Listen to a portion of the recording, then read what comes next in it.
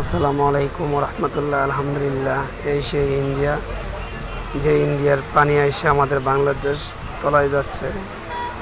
জায়গাটা হলো ব্রাহ্মণবাড়িয়া জেলা করবা থানা, বায়েক ইউনিয়ন, মন্দবাগ এলাকা। দেখেন পাশে রেল স্টেশন আছে, আর বেশি বাকি নেই রেল স্টেশন ডুবার মতন।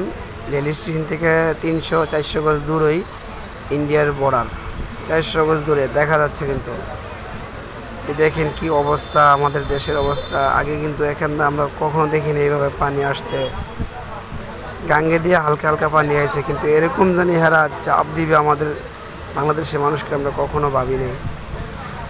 আর দেখেন মানুষ দূর দূরান্ত মাছ ধরতেছে, কিন্তু যাদের বাড়িঘর ডুবছে তারা বুঝতে পারে দেন কী অবস্থা। রাস্তাঘাট ভাঙ্গা একবারে তছনছ। এই দেখেন রাস্তাঘাট কি পরিমাণ ভাঙছে, মানুষ পারাপার করতে পারতেছে না। কুমিল্লা যাওয়ার রাস্তা বন্ধ।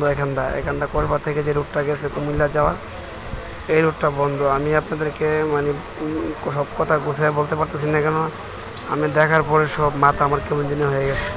আমি নিজেও মোটর সাইকেল নিয়ে আসছিলাম এখানটা কিছু আপনাদেরকে দেখাবো, কিন্তু আমি আর যাইতে পারতেছি না গাড়ি নিয়ে। প্রচুর পরিমাণ পানি। ওই এক ভাই একটা মোটর সাইকেল পার করতেছে, সে কুমিল্লা যাইব কয়েকজনের নিয়ে। আমরা কিছু হেল্প করছি। তো অবস্থা ভয়াবহ এখানে। তো আপনারা সবাই দোয়া করবেন আল্লাহ রহমত করে, আর ইন্ডিয়ার মোদী সরকারের জন্য আল্লাহ হেদায়েত করে। সে তো হিন্দু মানুষ, তার জন্য আল্লাহ হেদায়েত করে, সেজন্য আমাদের উপরে একটু করে ইনসাফ করে। আর আপনারা দেশের মানুষের জন্য দোয়া করবেন, দেহের জন্য ভালো থাকে।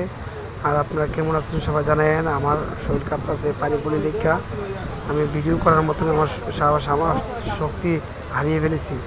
আমার ঠান্ডা লাগতেছে। আপনারা কেমন আছেন জানায়েন, আমি নেক্সটে আপনাদেরকে ভিডিও দেবো।